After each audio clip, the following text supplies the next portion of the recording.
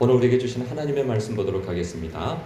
잠언 11장 9절로 14절 말씀입니다. 생명의 샘과 8월 3일 수요일 말씀, 의인과 악인이 이웃에 끼치는 영향. 페이지로는 100페이지입니다. 함께 읽겠습니다. 악인은 입으로 그의 이웃을 망하게 하여도 의인은 그의 지식으로 말미암아 구원을 얻느니라. 의인이 형통하면 성읍이 즐거워하고 악인이 패망하면 기뻐 외치느니라. 성읍은 정직한 자의 축복으로 인하여 진흥하고 악한 자의 입으로 말미암아 무너지느니라. 지혜 없는 자는 그의 이웃을 멸시하나 명철한 자는 잠잠하느니라. 두루 다니며 함담하는 자는 남의 비밀을 누설하나 마음이 신실한 자는 그런 것을 숨기느니라. 지략이 없으면 백성이 망하여도 지략이 많으면 평안을 누리느니라. 아멘. 제목을 보면요, 의인과 악인이 이웃에 끼치는 영향, 이런 제목이 있어요. 의인과 악인의 그 삶의 태도와 행동 때문에 그 주변에 어떤 선을 끼치고 그리고 어떤 폐악을 끼치는 그러한 일들을 비교해서 보여주고 있는데요. 우리가 지난번에 의인은 어떤 사람이 의인이고 악인은 어떤 사람이 악인인가에 대한 이야기를 한번 한 적이 있어요. 의인은 하나님과 사이가 좋은 사람이라 했어요. 그래서 하나님의 말씀이 늘 삶의 선택과 태도의 근거가 되어지는 사람, 그래서 하나님의 뜻에 순종하며 사는 사람, 통치와 다스림을 받는 사람을 의인이라 했습니다. 반면에 악인은 이방인이 아니에요. 유대인이고 우리 식대로 표현하면 그리스도인입니다.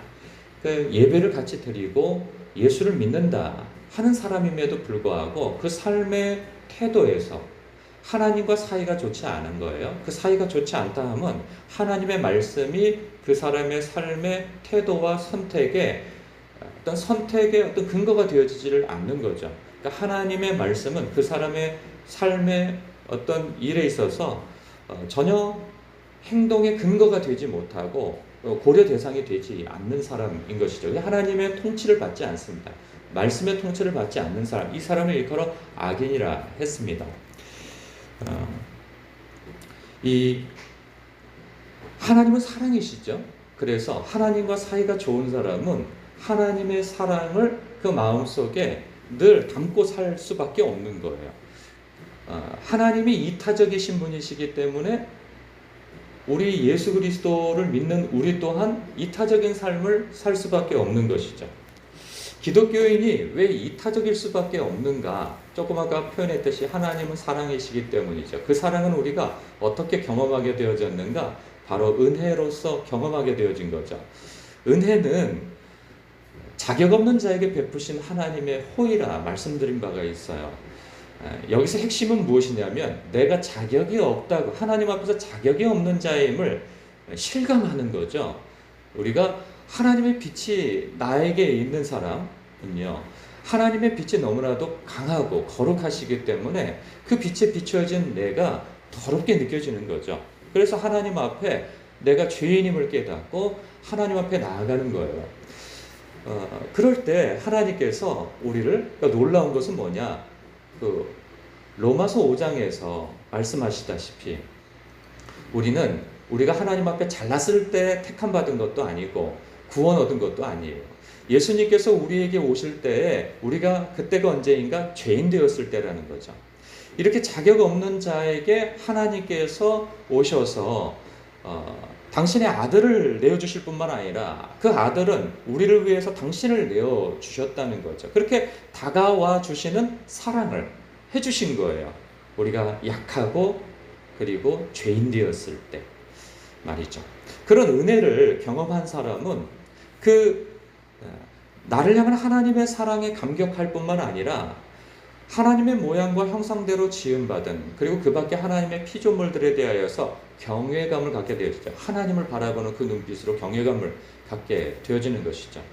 그래서 하나님께서 나에게 그런 은혜, 자격 없는 나에게 베푸신 하나님의 그 호의에 흠뻑 젖은 사람은 다른 사람에 대해서도 그 은혜 의식을 갖게 되어진단 말이죠. 그런 의미에서 의인은 하나님의 성품이 고스란히 배어서 다른 사람에 대해서도 그와 같은 어떤 말과 행동을 하는 삶을 살 수밖에 없는 거예요. 그래서 악인은 어떠하고 의인은 어떠한가에 대해서 오늘 말씀이 언급하고 있는데, 특별히 보면 이 말에 대해서 많이 언급하는 것을 봐요. 구절에서도 보면 악인은 입으로 그의 이웃을 망하게 한다는 거예요. 근데 의인은 그의 지식으로 말미암아 구원을 얻느니라. 악인과 의인의 차이는 무엇인가? 그의 입으로 이웃을 망하게 한다는 거죠. 근데 의인은 그 지식으로 말미암아 구원을 얻는다. 그러니까 여러분, 여기에서 우리가 하나 한번 돌아봐야 할 것은 뭐냐면, 최근 일주일이든 좀 멀리 봐서 한 달이든 우리가 다른 사람, 타인에게 말 몇 마디라도 그 사람을 격려하거나 위로하거나 인정하거나 칭찬하거나 하여서 그 사람을 세워주는 바가 있었는가 한번 돌아봐야 하는 것입니다. 그러니까 나는 누구를 이게 이 악인의 같은 경우 입으로 이웃을 망하게 한다고 했을 때는 막 욕하고, 그리고 그 사람을 질책하고, 그리고 함부로 말해가지고 그 사람을 망하는 방향으로 가게 하는 거잖아요. 그런데 우리는 이런 말을 들었을 때 나는 그렇게 나쁜 말을 하거나 남을 향하여서 악담을 하거나 그러지는 않아. 근데 우리 믿는 사람은 거기에 멈춰있는 사람이 아닌 거죠. 성경은 우리 의인은, 그리스도인은 어떤 삶을 다른 사람에 대해서 사는가?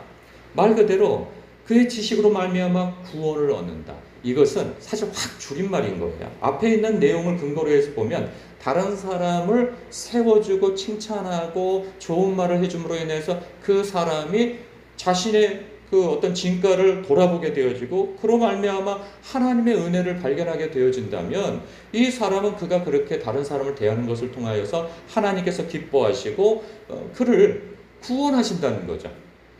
구원의 길. 그러니까 이것은 본질적인 우리의 영적 구원도 포함되어지겠지만 그 삶에 있어서 그 사람을 유익하게 하나님께서 더 해주신다는 거예요. 여러분 삶 가운데에서, 근데 제가 이거 물어볼 필요가 없는 게 여러분들은 그러한 삶을 충분히 살고 있다는 생각이 들어요. 왜냐하면 저만 하더라도 여러분 곁에 붙어 있으면 여러분으로 인하여서 제가 격려를 받고 세움을 받고 인정을 받거든요. 하다못해 여러분들의 말하는 습관을 보더라도 식당에서 서비스를 받을 때 뭘 작은 일 하나 당연히 그 사람들이 뭘 해주는 것만을 보더라도 아유 감사합니다, 아유 고맙습니다, 이런 말들이 늘 입에 배어 계시는 거예요. 여러분 우리의 그 선한 말들은 뭐 대단한 것에 있지 않습니다. 우리 주변인들에게 그 사람들의 작은 섬김이나 그 사람들의 일이나 이런 것들을 눈여겨보고 그 일들에 대해서 격려하는 거죠. 아이고 고맙습니다, 아이고 참 잘하시네요. 그러면 그 사람들은 이 세상은요 그렇게 인정해주는 세상이 아닙니다. 그럴 때 우리의 그 언어 습관으로 이 사랑이 되어 있는 그 표현들을 통하여서 그 사람들이 살아나는 거 아니겠어요? 그럴 때 의인이라고 해요. 전 그런 생각을 해봅니다. 종종 이 식당에 가면 그리스도인들이 이렇게 막 여러 사람들이 와가지고 그러잖아요. 밥 빨리 안 줘요. 왜 여기는 국 안 주냐고 막 이런 때가 있어요. 그러면 근데 이게 뭐 그리스도인 우리 목사님들 모임에서도 그래요. 어디서 이렇게 모임을 가고 많이 가면은 좀 이게 바쁠 때 기다려주면 될 텐데 그냥 밥 빨리 안 준다고 왜 여기는 안 주냐고 아까 내가 얘기했는데 막 거기 큰 소리 치고 그러면 그분들이 다 우리가 목사님인 줄 알고 또 앉아서 이렇게 기도하는 모습을 보면 다 그리스도인인 줄 아는데 거기서 왜 그렇게 그런지 모르겠어요. 그런 말 하나가 저 사람들은 말 하나가 다르고 태도 하나가 다르고 이렇구나 라는 것을 통해서 하나님께 영광을 돌릴 수 있는 길이 얼마든지 있단 말이죠. 우리가 바로 그러한 사람들이기를 더욱 바랍니다. 그런가 하면 10절에 보면요, 의인이 형통하면 성읍이 즐거워하고 악인이 패망하면 기뻐한다. 여러분 의인이 형통하면 성읍이 왜 즐거워할까 하는 거예요. 이웃들이 왜 즐거워할까? 그냥 단지 착한 사람이기 때문에? 저는 그렇지 않다고 생각되어집니다. 주변 사람들이 왜 의인의 잘됨을 즐거워할까? 의인이 잘되면 자신들도 덕을 보기 때문에 그런 거예요. 여러분 덕 보지 않는 사람이 잘되는 건 기뻐하지 않습니다. 이런 생각을 해봐요. 우리 교회가 여기에 이사 온 지가 이제 3주째 되어졌잖아요. 그러면 이 지역, 첫째로는 이 지역 사람들이 여기에 교회가 생긴 것이 아유 그래도 다행이다 라고 하는 생각을 처음에는 갖는데 시간이 지나가면 달라질 수도 있어요. 막 사람들이 주일에 주차 문제 때문에 막 서로 다툼이 일어나고 갈등이 일어나고 하면 아 저놈의 교회에 와가지고 이런 생각 가질 수 있단 말이죠. 그리고 우리가 밖에 나가고 무슨 일 때문에 사람들과 또 좋지 않은 언쟁과 이런 일들이 벌어지면 또 그런 갈등 속에서 교회가 아 저놈의 교회 좀 없어졌으면 좋겠다 이런 생각 들겠죠. 그럼 또 보십시오. 이 주변에 작은 교회들이 여럿이 있어요. 그런데 우리 교회만 잘 되면 다른 교회가 무슨 마음이 들까요? 그냥 경쟁자의 마음에서 그런 눌리는 마음이 생겨나겠죠. 그런데 바꿔서 이런 생각을 해보십시오.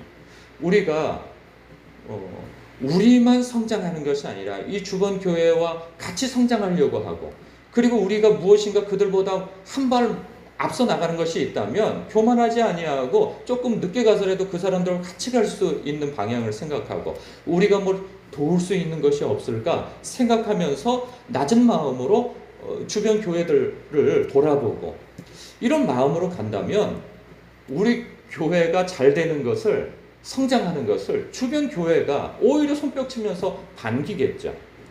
그리고 이 지역의 주변에 있는 약하고 눌리고 그리고 어려운 삶의 처지에 있는 사람들을 교회가 돌아보고 그리고 우리가 배려하고 친절하고 그런다면 아니 교회 사람들이 많아도 아마 박수를 쳐줄 거예요. 아 저놈의 교회 때문에 그냥 복잡해 죽겠어 이런 생각까지 아니하고 하다못해 물건을 사더라도 저기 대형마트에 가는 것보다 이 가까운 마트에 찾아가면서 뭐라도 팔아주고 그러면 오히려 교회가 성장하는 것을 더 좋아하지 않겠어요? 그것은 좁혀서 우리도 마찬가지죠. 우리가 직장에서든 이 이웃과의 관계에 있어서도 우리의 잘됨을 기뻐하는 것은 우리의 잘됨이 그 사람들에게 덕을 보는 일이 있을 때 그 사람들이 박수를 쳐주고 기뻐하고 즐거워하는 것이죠. 우리 주님께서는 여기까지 가라는 말씀에서 이 말씀을 주시는 겁니다. 그런가 하면 11절에 성읍은 정직한 자의 축복으로 인하여 진흥하고 악한 자의 입으로 말미암아 무너지느니라. 너희 말한 대로 내가 지켜줄 것이고 행해줄 것이다. 여러분 집안이 잘 되고 교회가 잘 되고 직장이 잘 되고 공동체가 잘 되는 것은 거의 말 때문에 그런 경우가 많습니다. 내가 있는 곳에 몸담고 있는 것을 어디 가서 칭찬하고 세워주고 높여주고 축복해주고 이럴 때 이렇게 사람들이 바깥에 있는 사람들도 좋게 보는 거죠. 이런 경우 있어요. 자기 집안 사람을 막 흉보고 욕하고 그러면 사람들은 겉에서 아유 좀 치근해하고 그렇게 반응을 보일 수 있어요. 그런데 정말 그렇던가요? 나중에 시간 지나가면 똑같이 봐요. 왜냐하면 가족은 하나라고 생각하기 때문에. 근데 마찬가지예요. 여러분들이 밖에 나가서 교회를 욕하면은 아유 왜 그러잖아요. 아유 그래? 이렇게 하지만 나중에는 왜 그런 교회를 다녀? 그래서 나중에 시간 지나가면 당신도 똑같은 사람이야 이렇게 바라본다 말이죠. 직장도 마찬가지예요. 밖에 나가서 직장 욕을 막 해보십시오. 상사 욕을 해보십시오. 그러면 그 사람이 몸담고 있는 것을 하나로 보거든요. 바깥에 있는 사람들은. 그렇기 때문에 밖에 나가서 자기가 몸담고 있는 공동체를 욕하는 사람은 자기 얼굴에 침뱉기인 것이죠. 그렇기 때문에 우리는 밖에 나가서 오히려 교인을 칭찬하고 목회자를 칭찬하고 저를 칭찬하라고 제가 그런 얘기를 하는 게 아니에요. 제가 높아지면 여러분도 높아지고 여러분이 높아지면 저도 높아지는 거예요. 한번 생각해 보세요. 저도 밖에 나가서 교인들을 욕하고 돌아다닌다면 사람들은 아유 얼마나 힘들어 이런 얘기 해줄 수 있지만은 나중에 가서는 야 네가 교육을 어떻게 하고 네가 목사로서 어떻게 인도를 했기 때문에 성도들이 그 모양이냐 이런 시각으로 바라보지 치근한 눈으로 보겠습니까? 아닌 것이죠. 그러니까 지혜롭다면 밖에 나가서 세워주고 높여주고 칭찬하고 이럴 때 자기도 높아지는 거예요. 이런 부분에서 이 정직한 자의 축복으로 인하여서 진흥하는 내가 몸담고 있는 공동체가 진흥하는 그런 일이 있기를 정말 축복합니다. 그런가 하면 좀 지나가서 13절을 좀 봤으면 좋겠어요. 그건 뭐냐면 두루다니며 한담하는 자는 남의 비밀을 누설하나 마음이 신실한 자는 그런 것을 숨기느니라. 여러분, 저나 여러분이나 이거 사실 아무도 이렇게 좀 예외가 없다는 생각이 들어요. 왜냐하면 여기 함정에 늘 빠지거든요. 좋은 의도에서든지 나쁜 의도에서든지 우리는 두루 다니면서 한담하는 그 습관이 좀 있어요. 이것은 습관이라는 생각이 들어요. 여러분, 사람들이 한두 명만 모이더라도 남 얘기를 하게 되어지거든요.